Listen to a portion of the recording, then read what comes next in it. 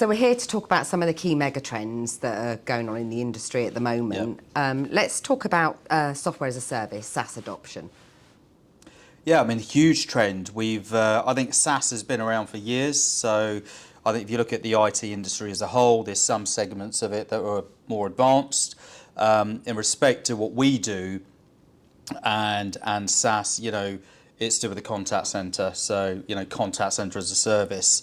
Lots of organizations have adopted and moved to SaaS-based models for their communications estate or contact centers for a number of reasons. One is because of the flexibility it provides in terms of, organizations can switch on new services very, very quickly. Yeah. It allows them to adapt to market changes very, very quickly as well. So in the case of multinationals that have grown through acquisition, in the old days, it would have meant they would have had to have bought lots and lots of technology that was on premise, very costly to do. In the case of cloud, you can switch on new services anywhere in the world very, very quickly. So it provides a lot of flexibility. It provides the ability to scale your organization whilst also reducing, if you like, the costs of having technology on premise. The other thing it does is it sort of fast tracks the whole journey, if you like, around digital transformation. So the adoption has been huge, but there's still a long way to go. We mustn't forget that out there in the world, there's still a lot of organizations that are still operating on-premise technology. And, the analysts believe that by about 2031, the CCaaS market will be worth 20 billion. So it's still a huge, huge opportunity. And the reason for that, Jane, is there's the small to medium segment of the marketplace that hasn't made the adoption yet. For two reasons. One is because it still requires investment. It requires resources internally to execute those programs. And, a lot of these companies want to have enterprise-grade technology, but can't afford to pay for it. So the other thing we're seeing is lots of new entrants or vendors coming into the space with more affordable solutions for that segment in the marketplace. Thanks for that, Sat. So next mega trend, omnichannel.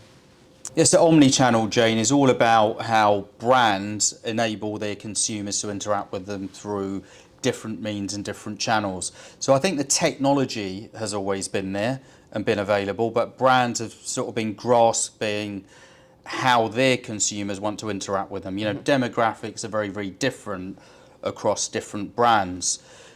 And the whole premise of Omnichannel, again, comes back to first call resolution. Why does Omnichannel exist? It exists because you want to try and offer your clients the means to interact with you seamlessly, whilst also, answering their queries very, very quickly. So if it's a service request, how do you answer their query very, very quickly? If they're making a purchase, how do you do that very, very quickly? And the thing that's really driven Omnichannel, if you like, has been mobile devices, I believe. So there's a whole generation of people out there that are so used to instant answers and instant interaction with all the applications that are on their phone or on their computer. So I think the expectation is, because of that consumer grade technology that they're used to, the expectation is that that level of service and that level of interaction should also exist when working with very large brands from a customer service point of view. So there's no real right answer to Omnichannel and the way to deploy that as a strategy, because the starting point is, how well do you know your consumers? What are the demographics? What are the trends? How do they want to interact with you as a brand? And once you understand those things, you can deploy a strategy that's right. But it's something that will always be evolving. So it's not something that you just deploy and forget about. It's something that needs to be viewed, updated, whilst the adoption with your consumers increases over time. So AI and automation, loads of hype. What are your thoughts?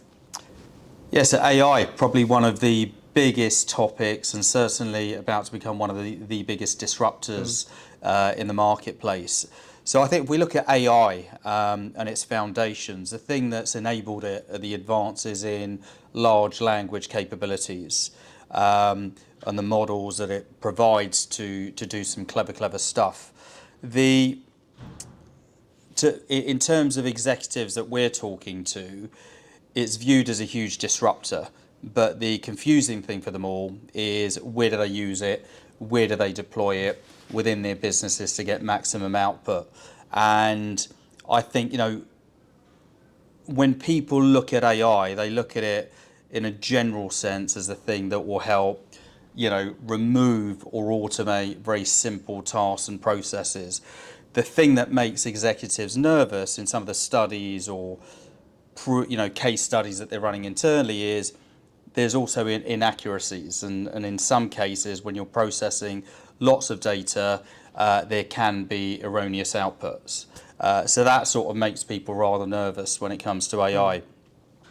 In terms of adopting it, what we've seen with a lot of our clients or when speaking to organisations, our advice is to try and find a process where you will get maximum output, but you're doing it at a low risk, and then just trial it and almost treat the project as an evolution, rather than perhaps when you're putting in large communication estates or contact centres. Quite often it's associated with a very big go live, whereas with AI it will be an evolution, and it will absolutely transform the industry. But as with all things, it's about understanding the outcome that you're trying to achieve, the route to get there, and making sure again that you're trying to deploy it at a very low risk but aimed at high value tasks. Yeah, I mean, a study conducted by McKinsey's predicts that the value that AI will bring across all industries, from automating processes to other underlying benefits, is will bring an economic value to the world of over $4 trillion. So AI is huge in terms of how it's going to be game changing, cutting across all sectors, from the advancement of medicines to automating simple processes. It will touch absolutely everything, and represent a huge opportunity. So I think for any executive running any business, if they're not already thinking about AI and its impact to their industry and their business, they ought to catch up. So that kind of brings us nicely into super agents, another buzzword for our industry, and obviously that's a combination of AI and the human agent. Yes. So how do you feel that these super agents are going to improve businesses moving forward? I mean, it's a huge topic, isn't it, super agents? And essentially, what does that mean? It just means, how do you equip contact center agents with information real time that will help them to serve consumers a lot better? The strategy is one that needs to be worked out for two reasons, because when we talk about super agents, it is all dependent on AI tools and information being presented to those agents real time.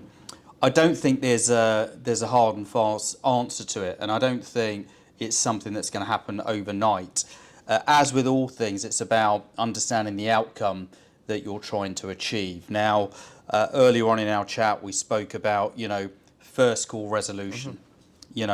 Any consumer or any customer that's contacting a contact center, whether it's to purchase something or whether it's for service, wants that interaction to be as seamless as possible and as quick as possible as well. So I think when it comes to super agents, there's two interesting dynamics to it. So I think the first point is lining up technology real time with those agents. So what does that look like? An agent on the phone perhaps to a customer, and then having a screen that's providing them with real-time prompts. And there's lots of technologies that will support that process. There could be emotion detection technologies. There could be a knowledge base that is providing answers based on previously asked questions that would aid the agent.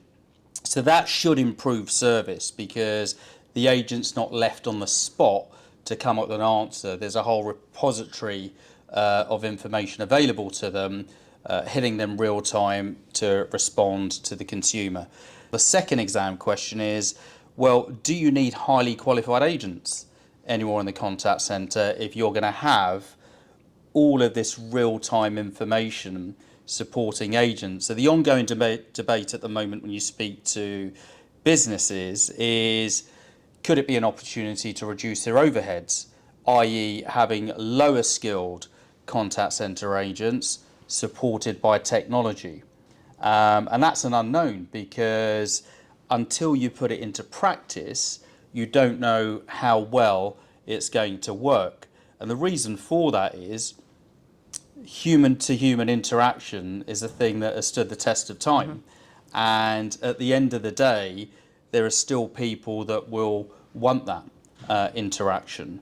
So I think it's going to be a blend. I think, what we need to work out again is, what are the demographics that you're working with as a brand? How do they like to interact with you on a day-to-day basis?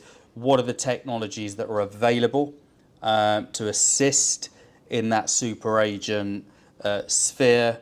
And then it's about deploying that strategy over time. And when I say deploying that strategy over time, it's about understanding your consumers and deploying things when they're ready to interact with it. So I think super agents is a fantastic topic, one that is raising lots and lots of questions, but there's no hard and fast answer. So another strategy that's getting a lot of momentum at the moment is data and insight. Why do you think it's so important to have a really good data and insight strategy? I think I always say data is only as good as the decisions you can make off the back of it. And I think every organisation in the world is totally focused on, the data that they have. So I think, information is either readily available or there's too much of it and you can't interpret it to make decisions very, very quickly. The reason why organisations are mostly focused on data are for two reasons. One is, they need to read internal data to make business decisions for the business internally. But secondly, I think where the opportunity resides is around understanding consumers a lot better. And I think, the more you can understand your consumer and their buying patterns or service patterns in the way that they interact with you, is you can then personalise offers and personalise service. A good example of that would be Amazon.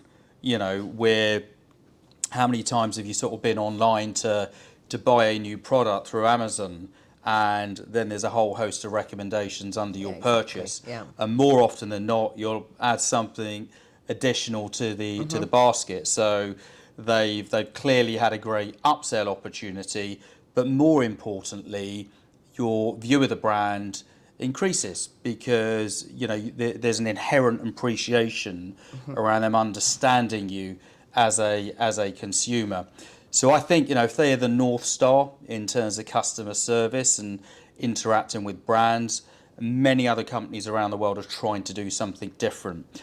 Data strategies in themselves are quite complicated, because when you're a multinational, for example, working with lots of different systems, potentially because you've grown through acquisition, a multitude of systems, how do you then extract that data in a way whereby you can make real decisions and extract that data and view it with clarity? So the way to deploy a data strategy, again, always comes back to what is it that you're trying to achieve. If it's about making internal decisions around growing your business better, that will probably have a different strategy compared to really understanding the trends around your consumers and how best to serve them, which is a secondary strategy.